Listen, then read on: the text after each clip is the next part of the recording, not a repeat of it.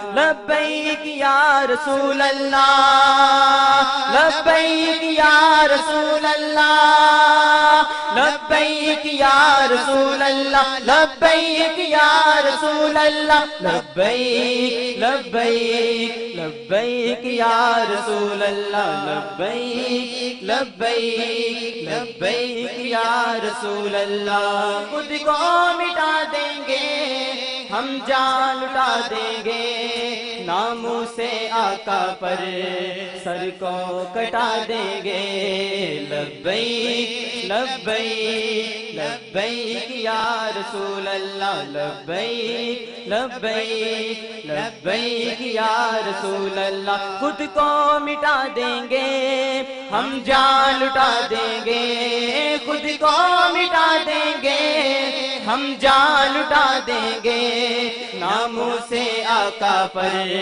سر کو کٹا دیں گے۔ لبیک لبیک لبیک یا رسول اللہ، لبیک لبیک لبیک یا رسول اللہ، لبیک لبیک لبیک یا رسول اللہ، لبیک لبیک لبیک یا رسول اللہ، لبیک لبیک لبیک یا رسول اللہ۔ وَرَفَعْنَا لَكَ ذِكْرَكَ، صدق اللہ مولانا العظیم وصدق رسولہ النبی الکریم الرؤوف الرحیم۔ اللہم نور قلوبنا بالقرآن وزین اخلاقنا بالقرآن وادخلنا الجنة بالقرآن ونجنا من النار بالقرآن۔ قال اللہ تعالی وتبارک فی شان حبیبہ مخبرا وآمرا، ان اللہ وملائکتہ یصلون علی النبی یا ایھا الذین آمنوا صلوا علیہ وسلموا تسلیما۔ الصلاۃ والسلام علیک یا رسول اللہ وعلی آلک واصحابک یا محبوب رب العالمین۔ الصلاۃ والسلام علیک یا رسول اللہ وعلی آلک واصحابک یا راحۃ العاشقین۔ تمام حمد و ثنا، تعریف و توصیف اللہ جل مجدہ الکریم کی ذات پاک کے لیے، جو خالق کائنات بھی ہے اور مالک ششہات بھی۔ اللہ جل وعلا کی حمد و ثنا کے بعد حضور نبی اکرم شفیع امم رسول محتشم نبی مکرم، اللہ کے پیارے امت کے سہارے، رب کے محبوب دانائے غیوب مالک رقاب امم فخر عرب و عجم، والی کون و مکان سیاہ لا مکان سید انس و جاں، سرور لالا رخاں نیر تاباں سر نشین مہوشاں، ماہ خوباں شہنشاہ حسینہ تتمہ دوراں سر خیل زہرہ جمالاں، جلوہ صبح ازل نور ذات لم یزل، باعث تکوین عالم فخر آدم و بنی آدم، نیر بطحا رازدار ما اوہا، شاہد ما طغا صاحب علم نشرہ، معصوم آمنہ احمد مجتبیٰ حضرت محمد مصطفیٰ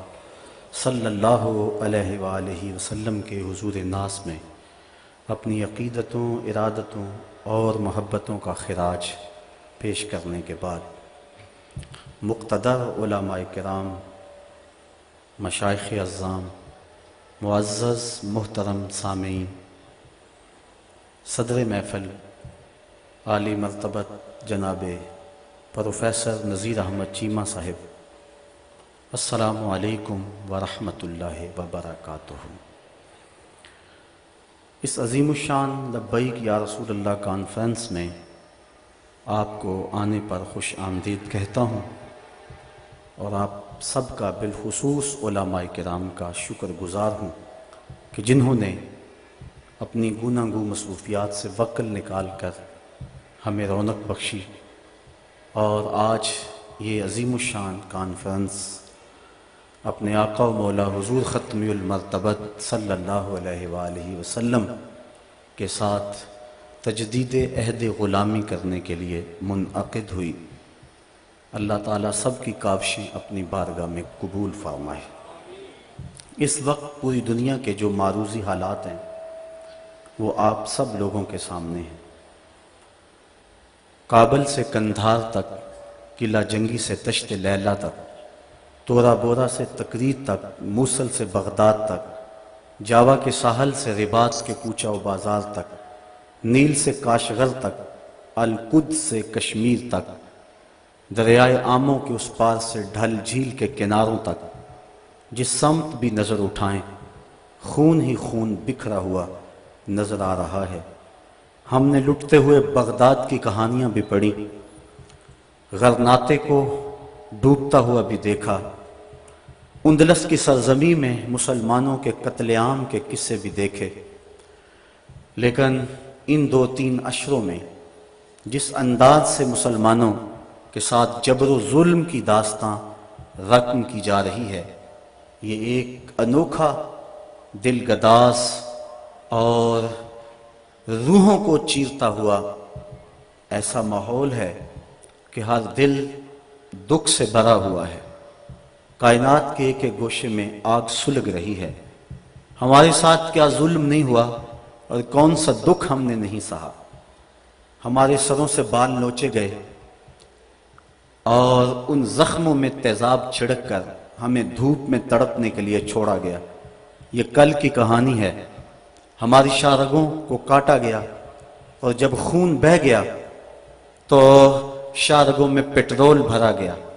ہمارے جسموں کو آگ دی گئی اور جب وہ لاشیں تڑپتے تھے، امریکی گنڈے کہے لگاتے تھے، کنٹینروں کے اندر جو شبرغان کی طرف جا رہے تھے اتنے لوگ بھر دیے گئے کہ جتنی ان میں گنجائش بھی نہیں تھی، اور جب وہ پیاس سے تڑپنے لگے تو ایک دوسرے کا پسینہ چاٹتے تھے، اور وہاں جا کر جب انہیں کھولا گیا تو دکھ بھری داستان سنانے کے لیے 2-3 کے علاوہ سب لوگ اپنے سروں پہ شہادت کا تاج رکھ چکے تھے۔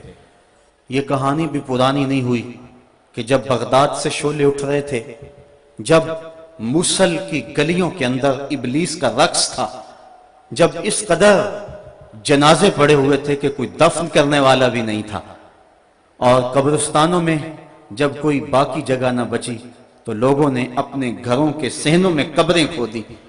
مجھے فاطمہ کی چیخیں آج تک یاد ہیں، جس کا سارا گھر اس کے سامنے لٹ گیا، جس کی آبرو پہ بھی حملے ہوئے۔ فلسطین کے اندر ابھی کل کی کہانی ہے کہ 100 بچوں کو ٹینکوں تلے رون دیا گیا۔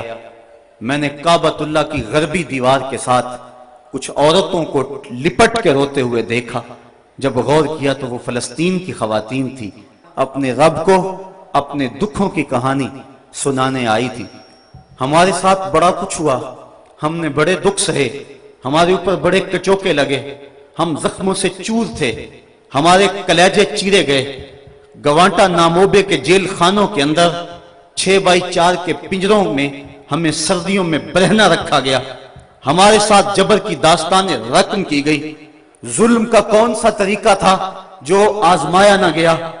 بدر کی داستان اور شاب ابی طالب کی گھاٹیاں، طائف کے بازار، مکے کی گلیاں، اور پھر وہاں سے یہ قافلہ سخت جہاں کربلا کے تپتے ہوئے ریگزار میں کھڑا ہوا نظر آتا ہے۔ ہم نے گردنیں کٹائیں، ہم نے اس راستے کے اندر اپنے بچوں کو اپنے ہاتھوں پہ لے کے ظالم کے سامنے کھڑے ہو کر کے کہا کہ تم ہمارے جذبہ شہادت کو کیسے مان کر سکتے ہو؟ جو چل کے آ سکتے تھے وہ پاؤں کے بل بوتے پہ آ گئے، اور جو چل نہیں سکتے تھے ظالموں تیر آزماؤ، انہیں ہم گود میں اٹھا کے لے آئے ہیں۔ ہماری تاریخ بڑی تابناک ہے، ہماری تاریخ بڑی روشن ہے، ہماری تاریخ بڑی دلاویز ہے۔ ہم ہنس کے جان دینا جانتے ہیں۔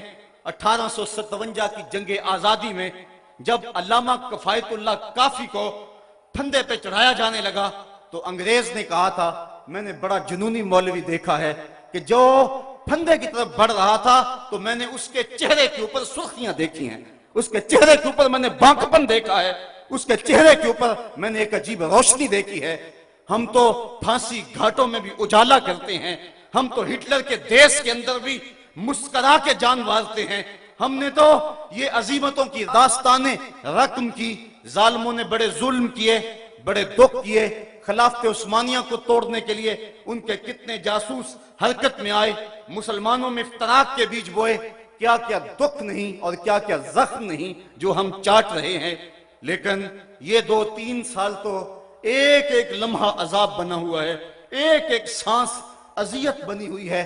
مغرب نے یہ سمجھا کہ شاید ان کا دم خم ختم ہو گیا ہے، وہ سمجھتا ہے کہ مسلمان سیاسی عدم استحکام کا شکار ہے، ان کے حکمران استعمار کے اعلیٰ کار ہیں، ان کی معیشت مفلوج اور دفاع کمزور ہو چکا ہے، لے دے کے ایک حب نبی کا جذبہ ہی رہ گیا ہے جو ان کے سینوں میں موجود ہے، اور وہ چاہتا ہے کسی طرح ان کے سینوں سے یہ جذبہ بھی نکال لیا جائے اور پھر انہیں مٹا دیا جائے یا انہیں اپنا غلام بنا لیا جائے۔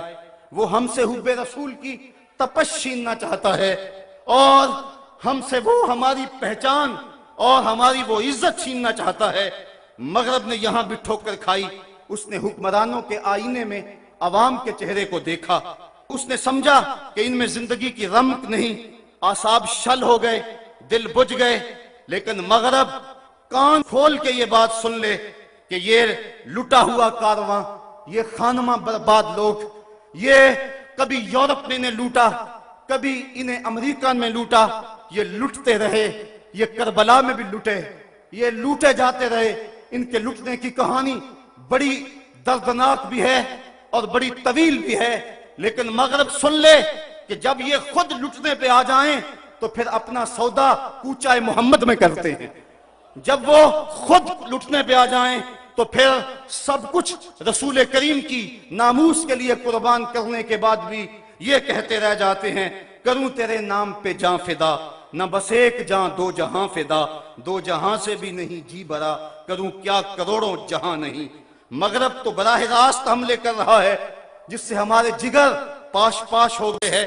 ہمارا تو موقف یہ ہے کہ کوئی اشارے اور کنائے سے ہمارے آقا کریم پر حملہ کرے تو وہ بھی ناقابل معافی جرم قرار پاتا ہے۔ مسلمانوں کے نزدیک نالین نبی کی نوک شاہی سے زیادہ محترم ہے، وہ تو کہکشاں کو آپ کے قدموں کی دھول سمجھتے ہیں، ان کے نزدیک کلیوں کا چٹکنا تبسم رسول کا صدقہ ہے اور ان کے تلووں کا دھون آب حیات ہے۔ یہ درد مندان عشق کوچہ حبیب کے غلاموں کو بھی اپنا امام سمجھتے ہیں۔ خواجہ فرید نے کیا خوب کہا تھا، توڑے دھکڑے دھوڑے کھاندڑیاں، تیرے نام تو مفت وکاندڑیاں، تیرے باندیاں دی میں باندڑیاں، ہم درد کتیاں نال ادب۔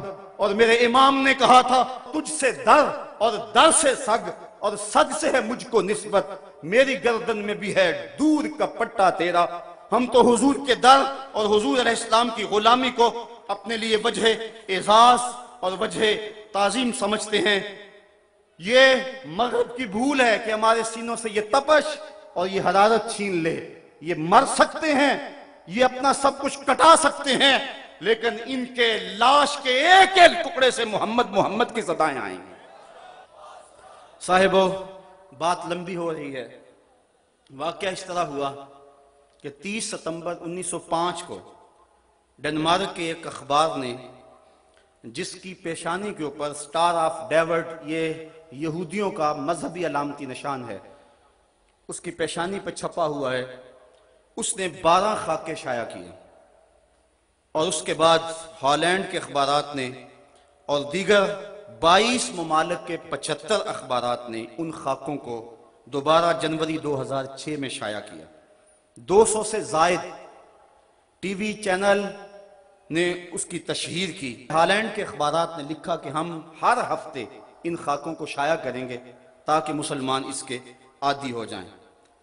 اٹلی کے ایک بدبخت وزیر نے خاکوں والی ٹی شرٹ پہنی اور اپنی قوم سے کہا کہ اس کو رواج دیا جائے تاکہ مسلمانوں کے جذبات مجروح ہوں۔ یہ خاکے یہودی کارٹونسٹ ویسٹر گارڈ نے بنائے اور اس نے مختلف اخبارات کو دیے۔ 11 اسلامی ممالک کے سفیر ڈنمارک کے وزیر اعظم کے پاس احتجاج لے کر پہنچے، لیکن اس بدبخت نے ان کو ملنے سے انکار کر دیا۔ 27 مسلمان تنظیموں کے 17,000 افراد نے اپنے دستخطوں کے ساتھ ایک یادداشت مرتب کر کے ڈنمارک وزیر اعظم کو بھیجی، اس نے اس کو وصول کرنے سے بڑی ڈٹائی کے ساتھ انکار کیا۔ ٹونی بلیئر اور بش نے ڈنمارک کے وزیر اعظم کو فون کر کے کہا کہ جھکنا نہیں، ہم تمہارے ساتھ ہیں۔ تو اس پر 14 فروری کو ڈیلی ٹائمز نامی ایک اخبار کو انٹرویو دیتے ہوئے ڈینش وزیر اعظم نے کہا عالم اسلام اس بات کو سن لے، اور میں ان کو یہ باور کرانا چاہتا ہوں کہ ہم تنہا نہیں ہیں، ہماری پشت پہ دنیا کا ہاتھ ہے اور ساری دنیا مسلم امہ کے خلاف جمع ہے۔ یہ ہماری غیرت کو جھنجھوڑ دینے کے لیے اس کا ایک جملہ کافی تھا، اور چاہیے تھا کہ خادم حرمین کھڑا ہو کے حضور کے روضے کے سامنے اعلان کرتا کہ اگر تم سارا کفر جمع ہو گئے ہو تو ہم محمد عربی کی غلامی میں سارے مسلمان جمع ہیں۔ لیکن کوئی ایسا اعلان، کوئی ایسا احتجاج مقابلے میں نہ آیا، جس کے نتیجے کے اندر ان کی بے باکی بڑھتی گئی، یہاں تک کہ یورپ کے اندر ایک شراب خانے کو کعبۃ اللہ کی طرز پہ تعمیر کیا گیا، اور جنرل ہوڈ نے گوانٹا ناموبے کے جیل خانوں میں مسلمان قیدیوں کے ٹائلٹس کے اندر قرآن مجید کے ورقے رکھے اور انہیں ذہنی اذیت اور شاک پہنچایا۔ مسلمانوں کا شدید احتجاج جو انڈونیشیا، مصر اور پاکستان میں بالخصوص ہوا، اس کی دھمک پورے عالم پہ محسوس ہوئی، تو انہوں نے وقتی طور پہ سلسلے کو روک دیا۔ مغربی مصنوعات کا بائیکاٹ جو مسلم امہ نے اس وقت کیا تھا، اس سے بہت سارا ان کو نقصان پہنچا، تو وہ یہ زبان زیادہ قبول کرتے ہیں، تو انہوں نے وقتی طور پہ سلسلے کو روک دیا۔ لیکن 2 سال گزرنے کے بعد 2008 میں دوبارہ انہوں نے یہ خاکے شائع کیے اور مسلمانوں کے جذبات پر آریاں چلائی گئی۔ بلیوں اور کتوں کے حقوق پر تنظیمیں بنانے والے یہ منافق اور عیار، پتہ نہیں ان کو 1 ارب 40 کروڑ انسانوں کے دلوں کو زخمی کر کے کیا ملتا ہے۔ حالانکہ مغرب کے اندر بھی توہین رسول کی سزا قتل رہی ہے، حضرت عیسیٰ علیہ السلام کے توہین کی سزا قتل رہی ہے، بعد میں ان کو عمر قید کی سزا کے اندر تبدیل کیا گیا۔ جرمنی کے اندر ان کی شرارتوں کی وجہ سے جب ان پہ حملے کیے گئے تو 6 لاکھ یہودی اس وقت جرمنی میں موجود تھے، تو 4 لاکھ ڈنمارک اور دیگر ممالک کی طرف ہجرت کر گئے، اور باقی 2 لاکھ یہودیوں میں سے کچھ کو پکڑ لیا گیا اور ان کو قتل کیا گیا۔ لیکن یہودی یہ تعداد 60 لاکھ بتاتے ہیں، اور وہ کہتے ہیں کہ 60 لاکھ یہودیوں کو تہہ تیگ کیا گیا اور انہیں کو جلایا گیا۔ اب اگر کوئی شخص یہ کہے کہ ان کی تعداد 60 لاکھ نہیں تھی بلکہ 2 لاکھ لوگ تھے، ان میں سے کچھ لوگ قتل ہوئے، تو اس پر یورپ میں 20 سال سزا رکھی گئی ہے کہ اس نے اس تعداد کو کم کیوں کیا ہے، اس تعداد کو کم بتا کر یہودیوں کو دکھ پہنچایا ہے۔ تو اگر کوئی سچ کہہ دے تو ان کو دکھ پہنچتا ہے، اور اس پر بھی 20 سال سزا مقرر ہے۔ آزادی رائے کی بات کرنے والے یہ منافق اور یہ عیار اور مکار تاریخ کے جھونکوں میں جھانک کر اگر کوئی صحیح بات سامنے لانا چاہتا ہے تو اس کو سزا دیتے ہیں، اور اسرائیل کو انہوں نے یہ حق دیا ہے کہ ایسے شخص کو وہ طلب کر کے اپنے ملک کے کورٹ کے اندر کھڑا کر کے سزا دے سکتا ہے۔ جبکہ حضور علیہ السلام کی توہین، آقا کریم علیہ السلام کی توہین، قرآن مجید کی توہین، اس کو آزادی اظہار کے نام سے مغرب رواج دینا چاہتا ہے۔ صاحبو، یہ سب کیوں ہوا؟ ہمارے آقا و مولا کی توہین کائنات کے گوشے گوشے میں کیوں ہو رہی ہے؟ اور یہ پہلی مرتبہ ایسا ہوا کہ یہ ایک فیشن بن گیا اور تسلسل کے ساتھ یہ سلسلہ جاری ہے۔ اس کی ایک وجہ تو یہ ہے کہ مغرب نے دیکھا کہ مسلمان جگہ جگہ ذلیل خوار ہو رہے ہیں، اور ہم نے ان کو جگہ جگہ دکھ دیے، انہوں نے ہمارا کیا بگاڑ لیا، اب ان کے اوپر ہم اگر یہ حملہ بھی کریں گے تو وہ ہمارا کیا بگاڑ لیں گے۔ مسجد اقصیٰ کئی عرصوں سے اور کئی سالوں سے ان کے قبضے میں ہے، اور ان کو عرب آزاد نہ کروا سکے، بلکہ ایک عرب سے جب سوال کیا گیا کہ تم مسجد اقصیٰ آزاد تم کیوں نہیں کرواتے، تو اس نے 2 ٹوک کہا، آنا ابغی عمارہ جدید، سیارہ جدید، حرمہ جدید۔ اس نے کہا مجھے نئی عمارت چاہیے، مجھے تو نئی بیوی چاہیے، مجھے نئی گاڑی چاہیے، باقی حکومت کا کام ہے، مجھے کوئی غرض نہیں۔ جب وہ گھوڑے کی ننگی پیٹھوں پہ بیٹھ کر میدان عمل میں اترنے والے جب وہ یہ بات کرنے لگ جائیں گے تو یہودی دلیر نہیں ہوں گے تو اور کیا ہوگا؟ تو یہودیوں نے یہ دیکھ لیا کہ مسلم امہ کے اندر بیداری پیدا نہیں ہو رہی، مسجد اقصی کتنے عرصے سے ہمارے قبضے میں اور وہ کچھ نہیں کر رہے، لہٰذا اب ان کے پیغمبر صلی اللہ علیہ وسلم پر بھی حملہ کرو تو یہ کچھ نہیں کر سکیں گے۔ بوسنیا، چچینیا، عراق اور دیگر مسلمان ممالک کے اندر ہماری خواتین کی آبرو ریزی کی گئی، ان کی عصمت پامال کی گئی، لیکن مسلمان کچھ نہ کر سکے۔ اس چیز نے بھی ان کو دلیر کیا۔ اس کے ساتھ ساتھ مسلمان حکمرانوں کی عیاشیاں، بلکہ برطانوی حکومت کے ساتھ بعض شہزادوں کی عیاشیوں پر مشتمل ویڈیو فلمز موجود ہیں، اور اگر کوئی بات کرنے لگتا ہے تو وہ کہتے ہیں یہ ہم لوگوں کے سامنے رکھ دیں گے، اور پھر سارے چپ ہو جاتے ہیں۔ تو اس حوالے سے امہ کے جو حکمران ہیں وہ عیاشیوں میں مبتلا ہیں اور مبتلا رہے ہیں، لہٰذا جو عیاشیوں میں مبتلا ہو جائے وہ اپنا سر ہتھیلی پہ لے کے سر میدان آنے کا عادی نہیں ہوتا، بلکہ وہ متاع زندگی کو ہی عزیز سمجھا کرتا ہے۔ ہمارا باہمی افتراق و انتشار یہ ان کو دلیر کرتا ہے، اور انہوں نے ہمارے اندر طرح طرح کی افتراق اور انتشار کے بیج بوئے ہیں۔ لارنس آف عربیہ، اس نے جب سلطنت عثمانیہ کو توڑا اور وطنیت کے نام سے انہوں نے قوموں کو تقسیم کیا، لیکن تھوڑی دیر کے بعد یہ آپس میں قریب ہو گئے، تو اس نے ایک بات کہی تھی۔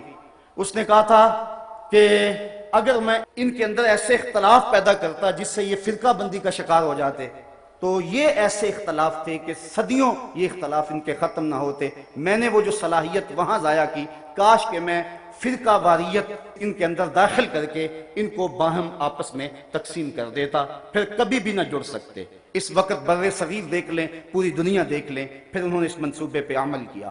یہ ایک دکھتی ہوئی رگ ہے، اور یہ ایک ایسا دردناک دکھڑا ہے کہ جس نے ہماری امت کو چاٹ لیا ہے۔ حال یہ ہے کہ 1857 کی جنگ آزادی میں مدارس اجاڑے جا رہے تھے، علماء کو کالے پانیوں کی سزا دی جا رہی تھی، جزیرہ انڈمان میں علماء کو پھانسی گھاٹوں میں لٹکایا جا رہا تھا، اور علماء مذہبی لوگوں کو ملازمتوں سے الگ کیا جا رہا تھا۔ اگر اس دور میں وائس رائے ہند ایک مدرسے کی بنیاد رکھ رہا ہو تو ہمیں سمجھنے کے لیے یہ کافی ہے کہ اس کے مقاصد کیا ہو سکتے ہیں۔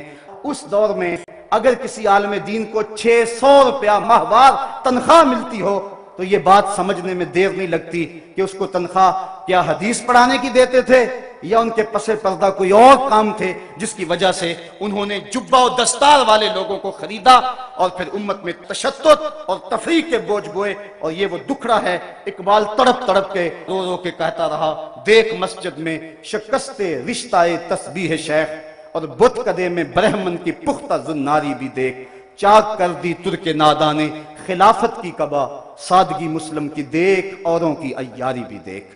یہ ہمارے لیے وہ بڑا دردناک دکھڑا ہے۔ سب سے پہلے یہ بات کہی گئی جس نے امت کے اندر تفریق پیدا کی کہ خدا اگر چاہے تو ایک لمحے میں کروڑوں محمد پیدا کر دے۔ یہ تھا وہ بر صغیر میں اختلاف۔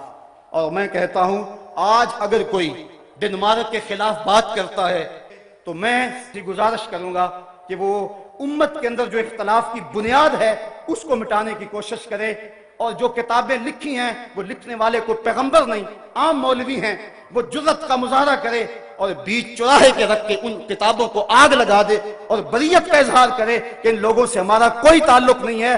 اگر کوئی حضور کی مثلیت کا قائل کل تھا ہم اس کی بھی نفی کرتے ہیں، اگر کوئی آج کھا کے تراشتا ہے تو اس کی بھی نفی کرتے ہیں۔ اگر حضور کے ناموس سے لوگ مخلص ہیں تو ان کو یہ اعلان کرنا ہوگا کہ ہمارے بزرگوں نے جو کہا ہم ان کی نہیں مانتے، ہم مثلیت کے قائل نہیں ہیں۔ ہمارا آج عقیدہ یہ ہے کہ پوری کائنات کے اندر دوسرا محمد ممکن ہی نہیں ہے۔ خاکہ تو بڑی دور کی بات ہے، حضور کا تو سایہ بھی نہیں تھا۔ حضرت مجدد الفسانی علیہ الرحمہ نے بڑے واضح اور دو ٹوک انداز کے اندر اپنے اس موقف کو بیان کیا۔ آپ فرماتے ہیں مثلہو در عالم امکان متصور نیست، حضور کی مثل ممکن ہی نہیں ہے۔ خدا نے وہ سچائی پن چھڑیا جدے وچ محمد نو ٹالیا سی۔ خدا نے حسینہ جمیلہ دا منہ موڑ دیتا، محمد بنا کے قلم توڑ دیتا۔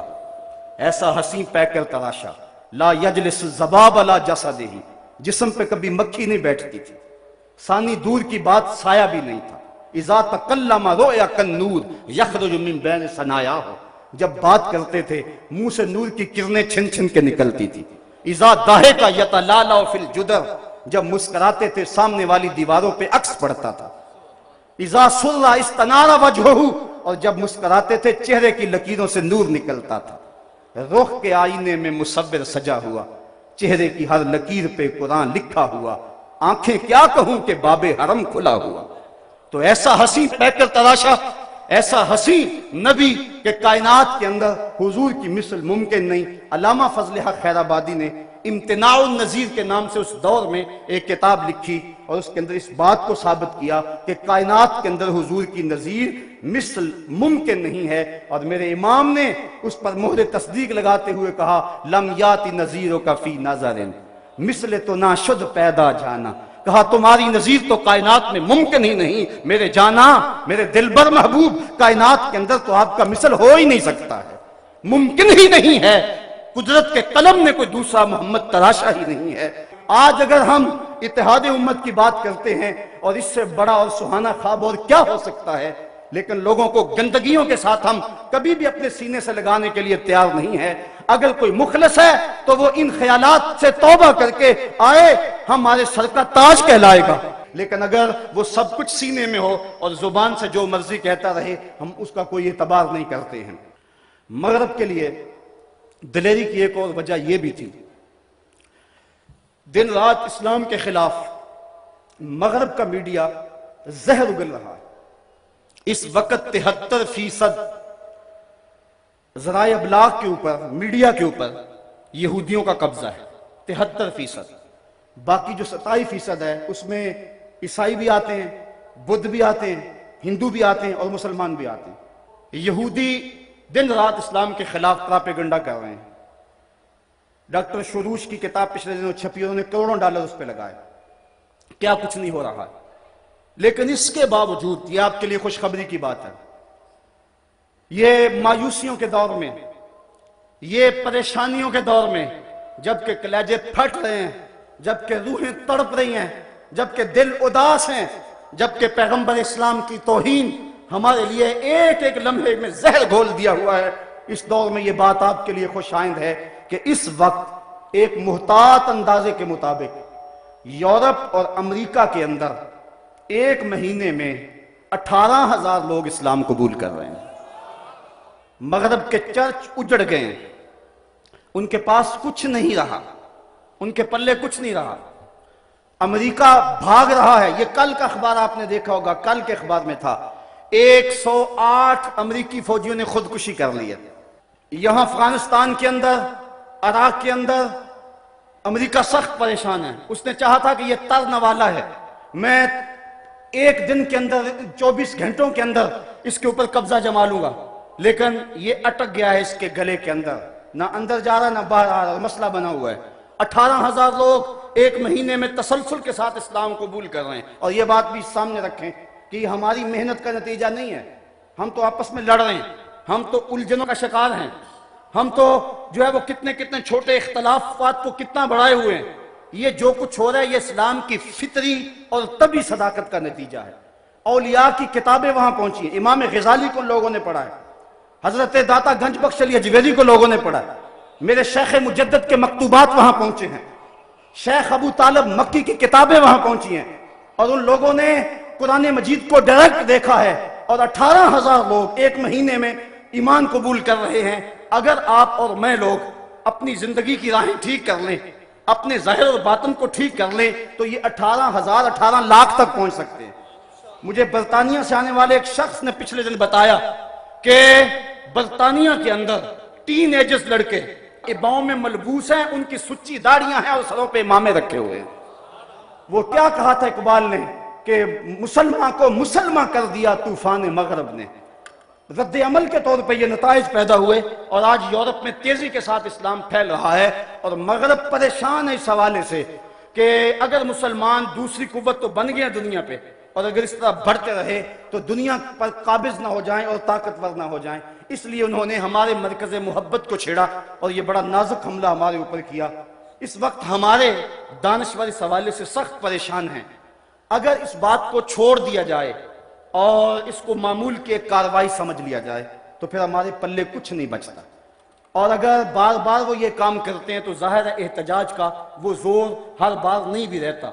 اور ڈینش وزیر اعظم نے یہ بات کہی بھی اپنے بیان میں کہ 2006 میں جو احتجاج ہوا تھا 2008 میں وہ احتجاج دیکھنے میں نہیں آیا۔ ایسی کانفرنسیں کرنے کے لیے وسائل درکار ہوتے ہیں اور اس کے لیے وقت درکار ہوتا ہے، تو روز روز اجتماعات بھی نہیں ہوتے، لوگ سڑکوں پہ آئے، روٹی اور آٹے کا بحران ہمارے ملک میں افرید کی طرح جو ہے وہ طاری ہے، اور یہ ایک ایسا شیشناک ہے جو پھنکا رہا ہے، لوگ اپنے مسائل میں الجھا دیے گئے۔ اگر امت باقی معاملات کی طرح ناموس رسالت پر حملے کو برداشت کرنے کی پوزیشن میں آ جاتی ہے تو یہ بات سن لے کہ امت کے پاس پھر کچھ بھی نہیں بچتا ہے، امت کے پلے پھر کچھ بھی نہیں رہتا۔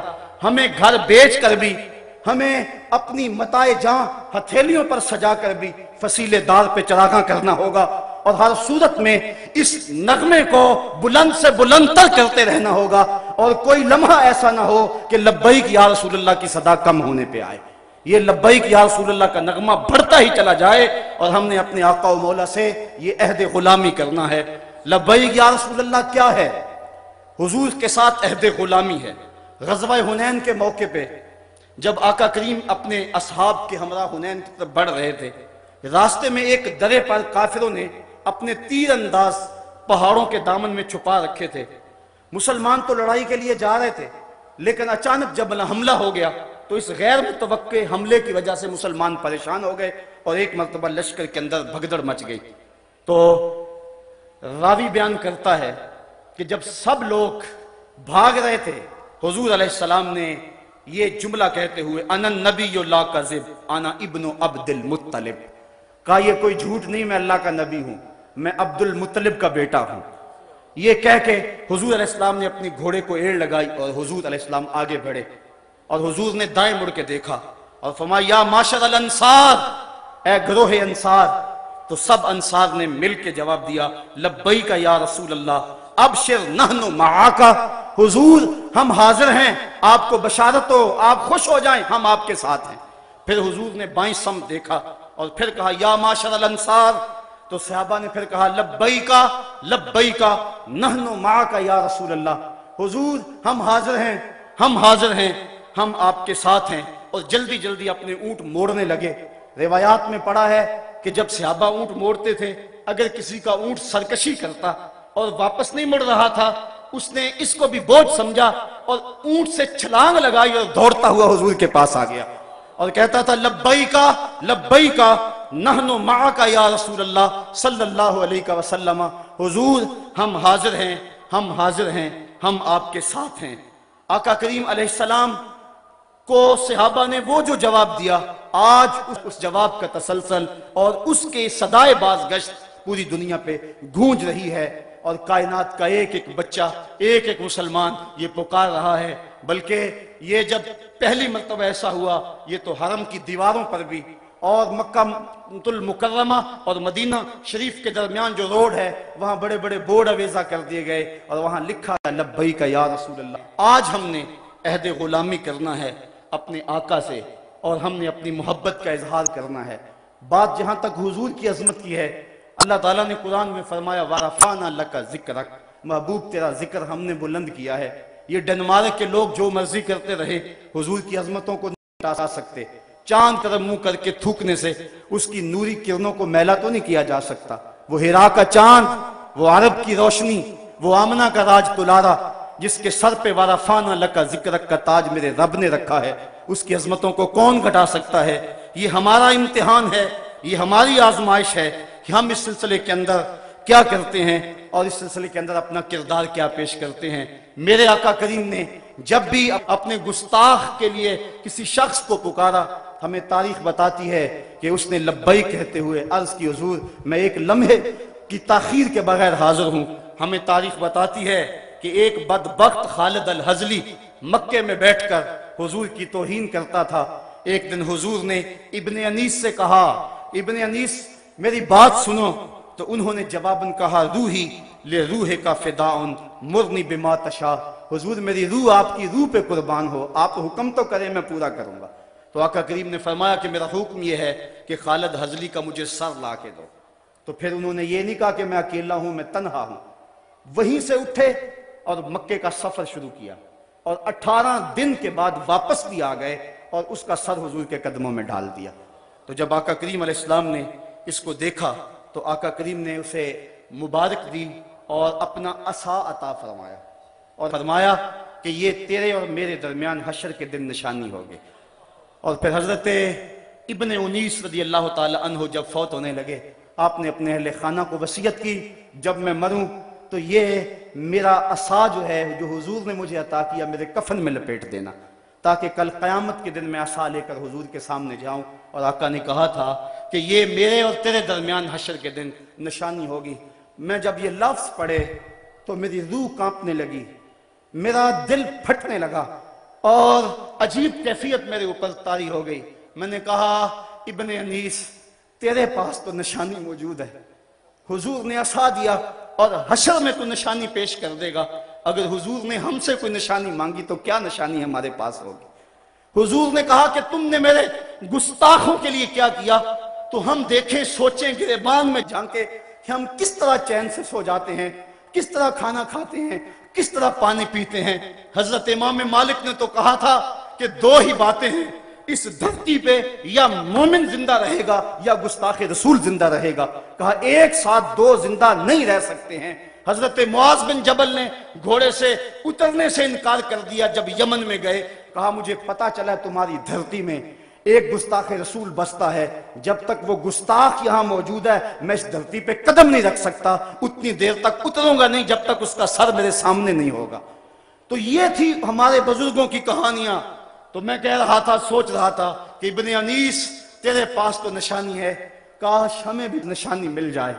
عامر چیمہ شہید نے بھی ایک نشانی حاصل کر لی، غازی علم الدین شہید نے بھی ایک نشانی حاصل کر لی، غازی عبد القیوم نے بھی ایک نشانی حاصل کر لی۔ یہ ہیں وہ نشانیاں جو کل حضور کی خدمت میں لے کر حاضر ہوں گے۔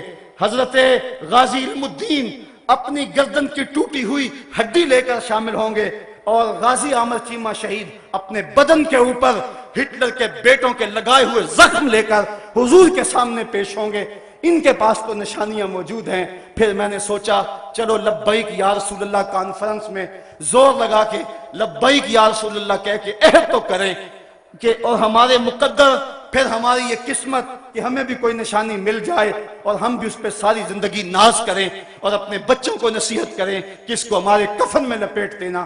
آج اس نشانی کی طلب کے لیے، اس کی آرزو کے لیے، اپنے آقا سے عہد غلامی کرنے کے لیے اور اپنی جان، اپنا مال، اپنی صلاحیتیں، اپنا وقت، اپنی نسلیں حضور پر قربان کر دینے کے لیے اس عزم کے ساتھ لبیک یا رسول اللہ کا نعرہ بلند کریں۔ یہ ایک رسم نہ ٹھہرے بلکہ یہ تمہارے دل کے دھڑکن کی صدا ہو اور دل تمہارے آنسو اس کے صدا کے اندر جذب ہوں اور محبتوں کے ساتھ اپنے آقا سے عرض کریں لبیک یا رسول اللہ، لبیک یا رسول اللہ، لبیک یا رسول اللہ۔ یہ کیسے دن آئے، فلک بھی دشمن، زمین بھی مخالف، اوپر سے بھی بارود، نیچے سے زلزلے، جائیں تو کہاں جائیں، نہ پائے ماندن نہ جائے رفتن۔ لگتا ہے رحمت خداوندی بھی ہم سے روٹ گئی۔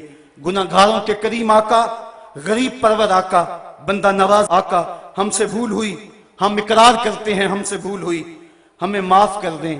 حضور معافی، حضور معافی، حضور معافی، حضور معافی۔ ماضی کی خطاؤں سے درگزر فرمائیں، آئندہ عہد کرتے ہیں ایک ایک سانس آپ کے نام کیا، جئیں گے تو آپ کے لیے، مریں گے تو آپ کے لیے، آخری سانس تک آپ کے وفادار رہیں گے۔ لبیک یا رسول اللہ، لبیک یا رسول اللہ، لبیک یا حبیب اللہ، لبیک یا رسول اللہ۔ یہ صدائے دل نواز میرے ساتھ لگا کے گنبد خضرا کے مکین کو گواہ بنائیں اور عرض کریں آقا ہم جو کچھ ہیں ماضی سے درگزر فرما دیں، آج ہم عہد کرتے ہیں کہ ایک ایک سانس آپ کے نام وقف کر دیں گے۔ صدائے دل نواز اور بلند آواز سے یہ عہد کریں اپنے آقا سے، لبیک یا رسول اللہ، لبیک یا رسول اللہ، لبیک یا رسول اللہ، لبیک یا رسول اللہ۔ حضور ہم حاضر ہیں، ہمارے دل بھی حاضر ہیں، ہماری جان بھی حاضر ہے، ہماری نسلیں بھی حاضر ہیں۔ لبیک یا رسول اللہ، لبیک یا رسول اللہ، لبیک یا رسول اللہ۔ ہم اپنے آقا سے عہد غلامی کرنے آئے ہیں۔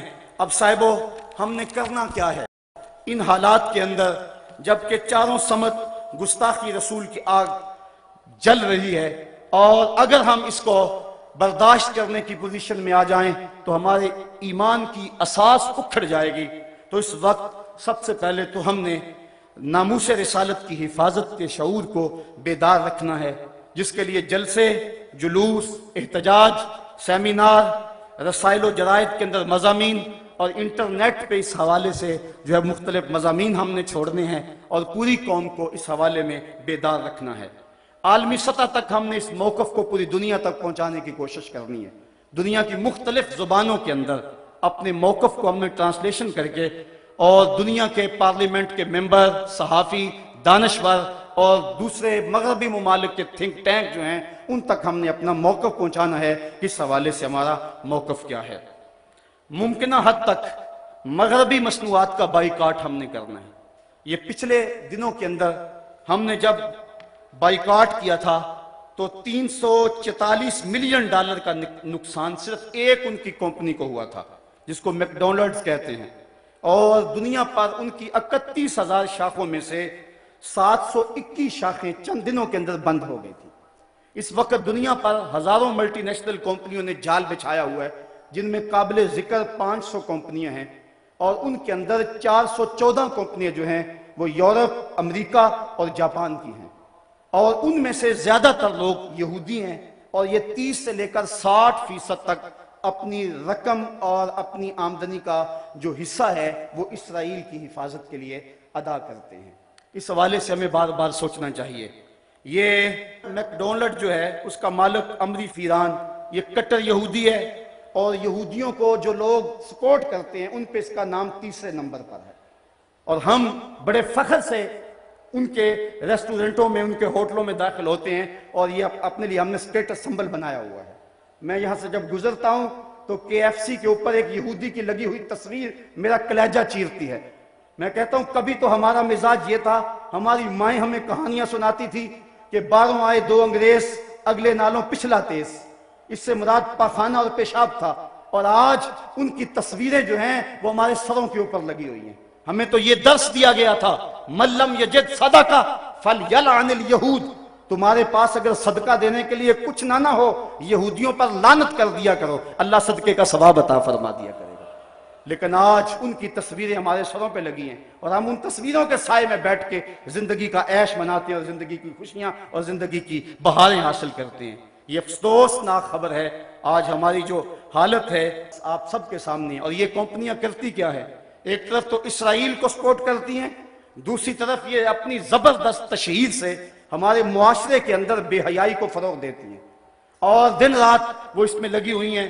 مختلف سیمینار، مختلف واکس اور جشن بہارہ کے نام سے، اس کے علاوہ بسنت میلہ اور میوزیکل پروگراموں کے نام سے یہ کمپنیاں ہم سے ہماری متاع حیات چھیننے کے لیے دن رات کوشش کر لی ہیں، اور یہ خطرناک قسم کی چال ہے اور مسلمان اس کے اندر شکار ہو رہے ہیں۔ میرے صاحبوں، میں آپ سے اتنی گزارش کرنی ہے کہ ضرور آپ ان کمپنیوں کے اندر جائیں اور اپنا عیش اڑائیں، لیکن اتنا ضرور سوچ لیں کہ یہودی ہنڈوں سے تار تار عصمت بہنوں کو حشر کے دن کیا جواب دیں گے۔ کبوتر کی طرح آنکھیں بند نہ کریں اور ان کی طاقتور تشہیر کے سامنے بے بس نہ نظر آئیں۔ سوچو تمہاری رقم کہاں جا رہی ہے۔ مغربی مشروبات کو رات دن استعمال کرنے والوں، فلسطینیوں کے بہتے ہوئے لہو کا بھی خیال کرو۔ سگریٹ کی جو کمپنی فلپس مورس ہے، اس میں مسلمان جو سگریٹ پیتے ہیں وہ کمپنی 21% اسرائیل کو دیتی ہے۔ اس طرح ایک دن کے اندر ایک اندازے کے مطابق $96 لاکھ روزانہ ہم یہودیوں کے فنڈ میں جمع کرواتے ہیں۔ کبھی ہم نے سوچا ہم کیا کر رہے ہیں؟ کبھی ہم نے خیال کیا ہم کیا کر رہے ہیں؟ میک ڈونلڈز میں قدم رکھتے ہوئے مسلمانوں کی نوچی جانے والی بوٹیوں کو کبھی بھول نہ جانا۔ ہم عجیب لوگ ہیں، لا مکہ لا محمد کا مونوگرام رکھنے والے مشروبات کے بغیر ہماری انجوائمنٹ ہی ادھوری رہتی ہے۔ پے ایچ پینی ٹو سیف اسرائیل کا مخفف رکھنے والے مشروب کے بعد دل مانگے اور پر مجبور ہے۔ سوچیں ہم کیا کر رہے ہیں؟ کیا لکس، رکسونا اور لائف بوائے سے غسل نہ کریں تو صاف نہیں ہوں گے؟ سنسلک ہیڈ اینڈ شولڈر سے بال نہ دھوئیں تو کیا گنجے ہو جائیں گے؟ لپٹن اور بروک بانڈ کی چائے نہ پئیں تو زندہ نہ رہیں گے؟ فیئر اینڈ لولی اور پونڈز کریم استعمال نہ کریں تو کیا چہرے بگڑ جائیں گے؟ ووڈ لینڈ اور ایکشن کے جوتے نہ پہنیں تو کیا چل نہ سکیں گے؟ بس تھوڑا سا سوچنے کی ضرورت ہے۔ لمبی سے لمبی مسافت کا آغاز ایک قدم پہ ہوتا ہے۔ ہم سمجھتے ہیں کہ ہمارے کرنے سے کیا ہوگا، لیکن ہم نے پچھلے سے پچھلے سال تھوڑی سی حرکت کی تو اس قدر ان کو ہوش آ گئے، اور پھر اس پر تلا یہ کہ وہ ان مصنوعات کے اندر جو لپسٹکیں ہیں اور مختلف مشروبات کے اندر خنزیر کی چربی ڈال رہے ہیں۔ اور ہم اگر کسی کو یہ بتاتے ہیں کہ فلاں شے میں فلاں شے پڑتی ہے، وہ کہتے ہیں جناب وہ ویسے بتا رہے ہیں، ویسے کسی نے پراپیگنڈا کیا ہے، ایسے کب ہو سکتا ہے؟ ایسا تو ممکن نہیں ہے۔ اگر کوئی پراپیگنڈا کر لے کہ یہ چوزوں کو بلڈ فلو ہے تو آپ لوگ ساری پولٹری کی صنعت کو تباہ کر دیتے، اور کوئی بندہ مرغی کھانے کو تیار نہیں ہوتا۔ ہماری جان نہ چلی جائے، ہمیں اپنی جان کی بڑی فکر تو ہے لیکن ایمان کی کوئی فکر نہیں ہے۔ اس وقت اب ہم بتائیں کہ میاں فلاں چیز میں فلاں شے پڑتی ہے، فلاں میں سور کے میدے کی چربی آتی ہے، فلاں چیز میں یہ ڈالا جاتا ہے، وہ کہتے ہیں یہ فرضی باتیں کر رہے ہیں۔ صاحبو ہم غور کریں، بار بار غور کریں، اور اس حوالے کے ساتھ ہمیں محنت کرنی چاہیے۔ ایک تو ہمارا کام یہ کہ مغرب کی مصنوعات کا ممکنہ حد تک ہم بائیکاٹ کریں، وہ چیزیں جن کا متبادل یہاں موجود ہے وہی استعمال کریں۔ دوسری بات ہمارے کرنے کی یہ ہے کہ مغرب کے علاوہ دیگر جو ممالک ہیں، چائنا ہے جو ہمارے ساتھ دوستی کا دم بھرتا ہے، لیکن اب وہ بھی یہودیوں کی جو ہے وہ اس چال کا شکار ہو گیا۔ یہ پاکستان کے اندر چائنا سے بن کر مختلف پارچہ جات آئے ہیں، انڈرویئر کے اندر لا الہ الا اللہ محمد رسول اللہ لکھا ہوا۔ اسی طرح مختلف جو پارچہ جات ہیں، پینٹیں ہیں، ان کے پائنچوں اور ان کے نیفوں کے ساتھ لگے ہوئے جو ٹیگ ہیں ان کے اوپر جو ہے وہ کلمہ طیبہ لکھا ہوا ہے۔ میاں تم تو ہمارے دوست تھے، تم بھی ہمارے کلیجے چھلنی کر رہے ہو۔ کس یہودی کا تم شکار ہو گئے؟ ہمارے وطن کے ذمہ داروں کو، چائنا کے سفیر کو بلا کر تنبیہ کرنی چاہیے اور اسے پوچھیں کہ کیا یہ تمہاری دانستہ حرکت ہے یا کہ درمیان میں کوئی ایسی طاقت شامل ہوگی تمہارے علم میں نہیں ہے۔ اگر ایسی کوئی بات ہے تو وہ مداوع کریں، ورنہ جس طرح ہم باقیوں کو اپنا دشمن سمجھتے ہیں، چائنا سے ہمارا پھر کیا رشتہ رہ جائے گا؟ کیونکہ ہمارا رشتہ تو محمد عربی کے دم سے ہے۔ ہم تو دیکھنے اور سوچنے کے عادی ہی اسی انداز سے ہیں، ہم تو اسی آنکھ سے دیکھتے ہیں۔ اس کے علاوہ کوئی جتنا گہرا سے گہرا دوست کیوں نہ ہو، میرے اعلیٰ حضرت نے فرمایا اسے اپنے سے ایسے نکال دو جس طرح مکھن سے بال نکال دیا جاتا ہے، تو ہمارا ان سے بھی پھر کوئی تعلق اور رشتہ نہیں ہوگا۔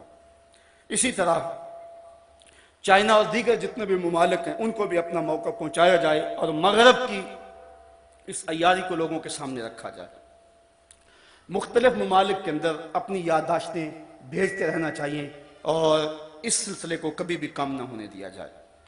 اقوام متحدہ اگرچہ غیر مؤثر ادارہ ہو گیا ہے تو ان کو بھی ہم ضرور جھنجھوڑتے رہیں۔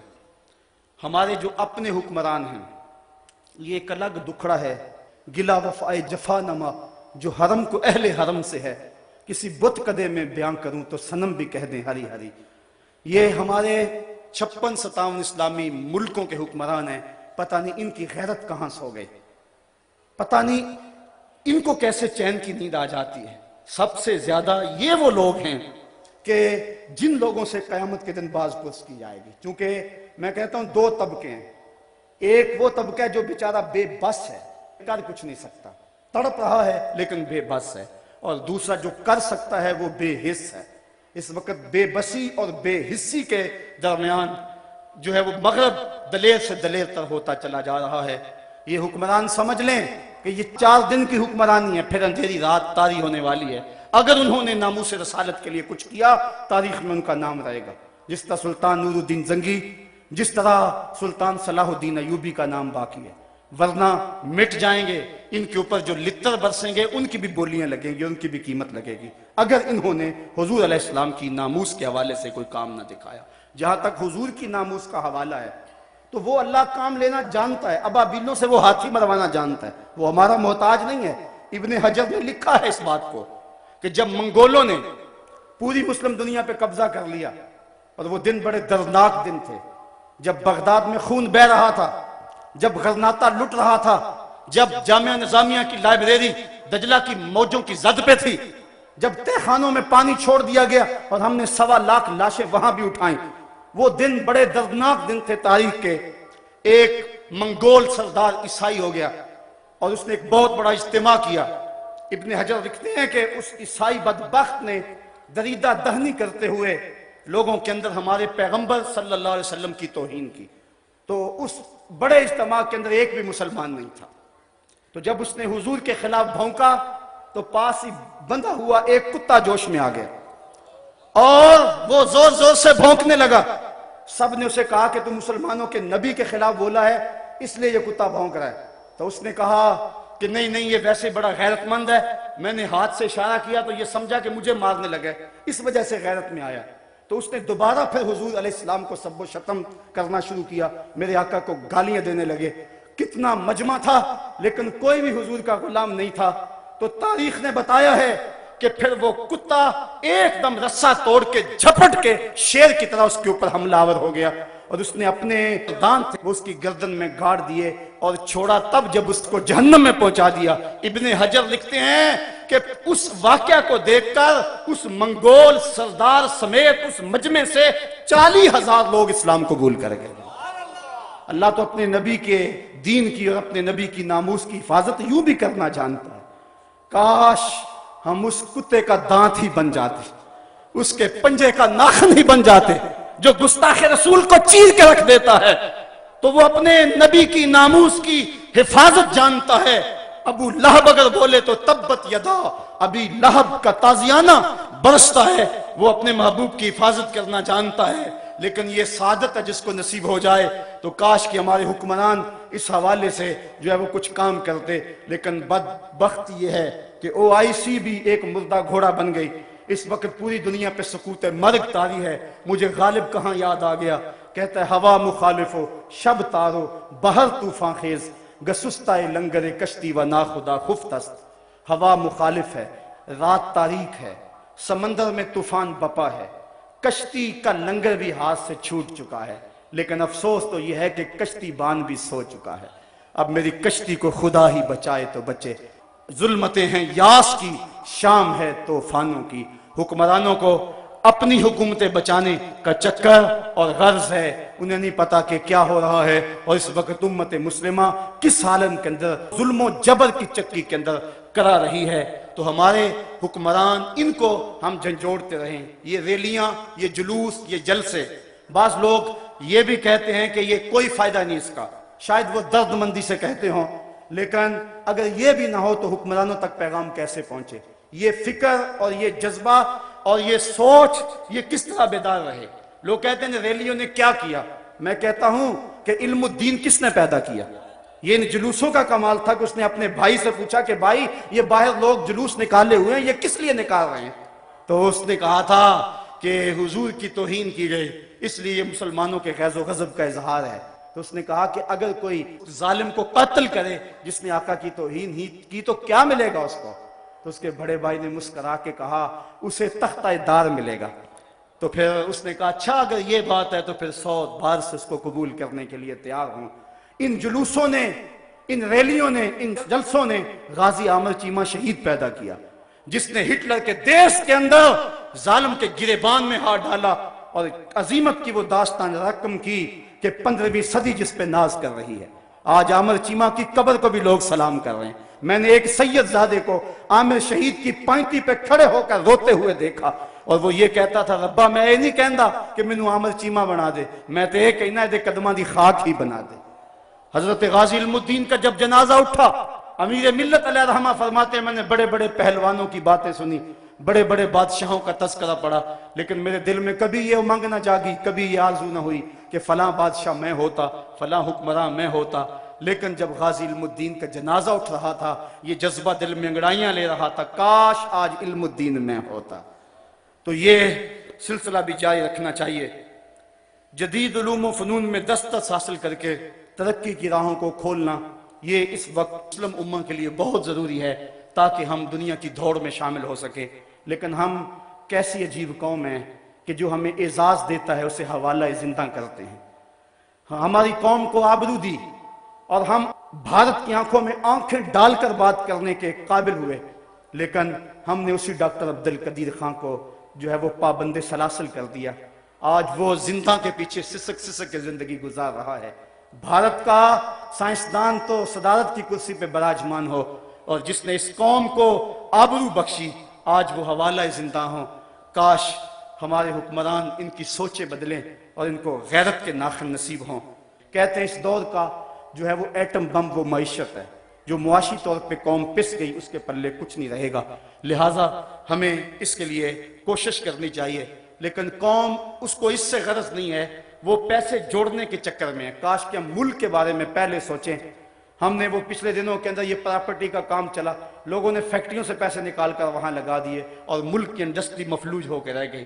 کاش کہ ہم منصوبہ بندی کرتے ہوئے کچھ سوچیں، بلکہ کیسے کیسے ہاتھ ہیں. ڈبل شاہ نے کون کے کتنے پیسے اکٹھے کر کے انڈسٹری کو تباہ کر دیا، اور ہم آگے جانے کی بجائے الٹا پیچھے آ رہے ہیں. یہ یہود و ہنود کی سازشیں ہیں جن کا ہم شکار ہو رہے ہیں. آپ پیسہ وہاں خرچ کریں جہاں کچھ لوگوں کو روزگار ملے اور زیادہ سے زیادہ ملک کے وسائل بڑھیں اور زر مبادلہ کمائیں. فرقہ واریت کے حوالے سے میں بات کر چکا ہوں کہ یہ ہمارا خواب ہے کہ سارے فرقے جو ہیں وہ ایک پلیٹ فارم پہ جمع ہوں اور وہ وحدت امت کا جو ہے وہ اعلان اور اظہار کریں. اور یہ تبھی ممکن ہے کہ ان کے اندر وہ جو چیزیں باعث خرابی ہیں ان چیزوں کو نکال دیا جائے اور حضور کے نام پہ سارے لوگ اکٹھے ہو جائیں اور مل کے لبیک یا رسول اللہ کا نعرہ لگائیں، تو امت کے تنے مردہ میں پھر سے زندگی کی رمق پیدا ہو سکتی ہے.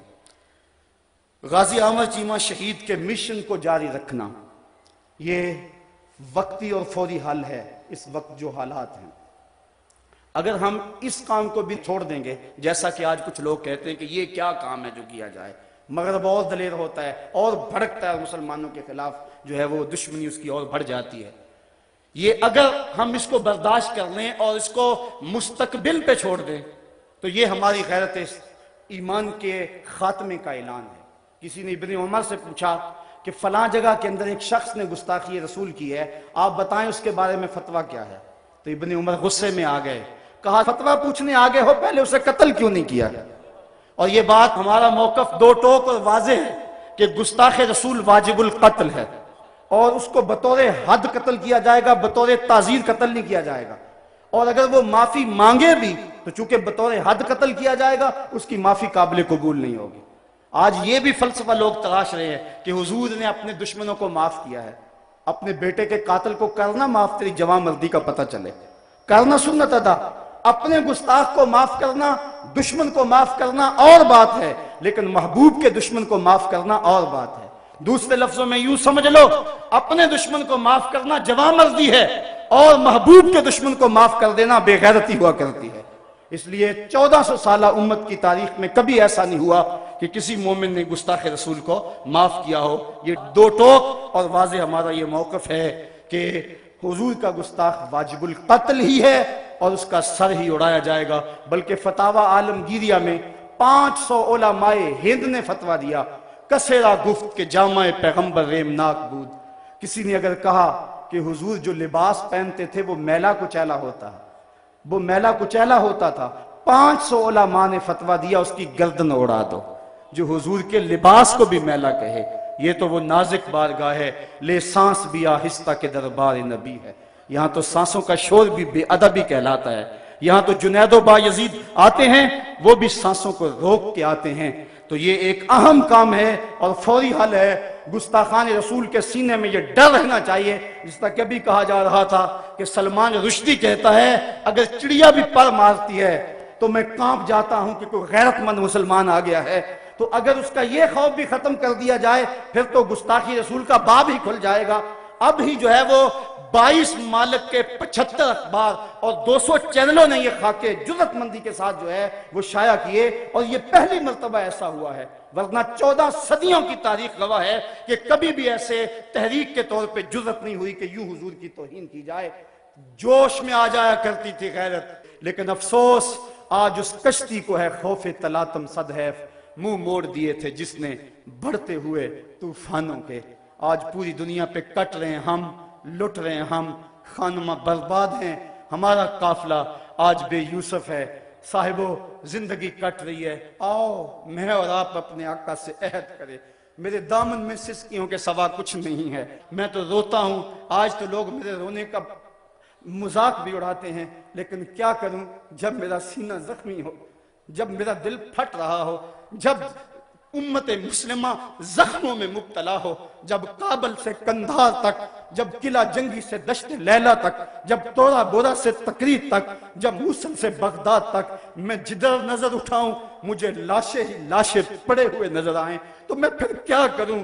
मेरे हाथ में कुछ ऐसी चीज भी ना हो कि मैं जालिम की गर्दन तोड़ सकूं, मेरी हुकूमतें भी बेगैरत हों और मेरे जो है वो हुकूमत के कार परदाज भी मंतके तराश रहे हों। जब बुज़दिली को एतदाल पसंदी कहा जा रहा हो, जब बेगैरती को रोशन ख्याली के नाम दिए जा रहे हों, जब जहाद तो दब जाने को कंप्रोमाइज कहा जा रहा हो, जब बदी से मुफाहमत कर ली गई हो, और जब हम जमीनी हकायक की बात करते करते अपने नबी की तौहीन को भी बर्दाश्त करने के लिए तैयार ज़हन कर रहे हो, तो उस दौर के अंदर बताओ मेरे पल्ले क्या है, मैं क्या करूं, मेरे दामन में और क्या है।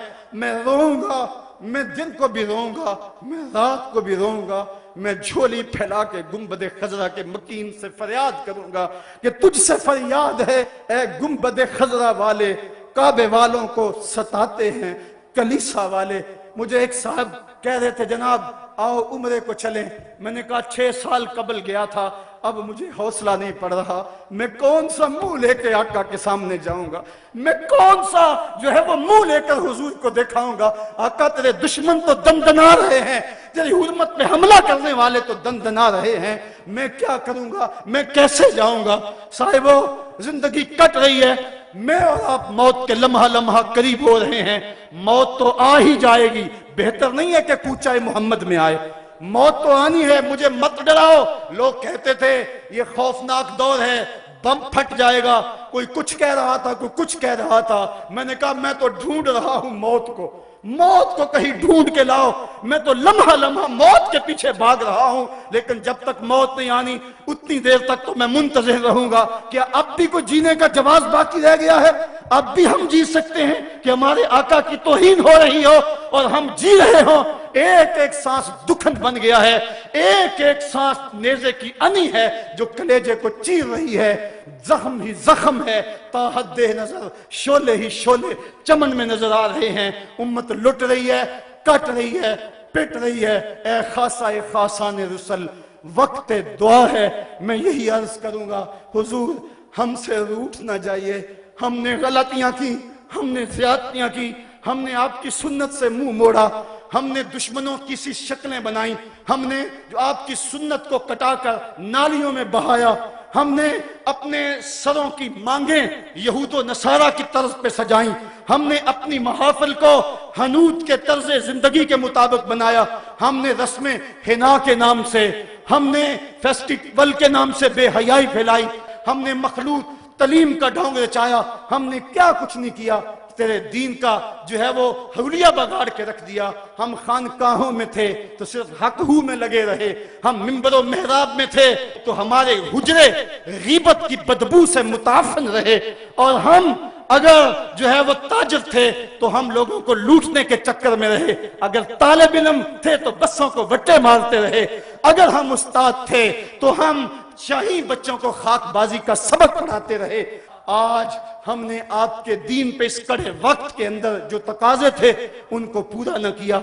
हमें इकरार है, हमें 100 बार इकरार है, मेरे आका आज का ये इज्तिमा जो हजारों की तादाद के अंदर इस इलाके के तूलो अर्ज से जमा हुआ है, मुझे शुक्रिया भी अदा करना है उन लोगों का जो नगर नगर से यहाँ पहुंचे, जो बसों के काफिलों की तैयारी के लिए कितने दिनों से लगे हुए थे, और मुझे उस शख्स को भी खिराज पेश करना है जिसके पास वसाइल नहीं थे, वो साइकिल की पिछली काठी के ऊपर किसी एक आदमी को बिठा के ले आया।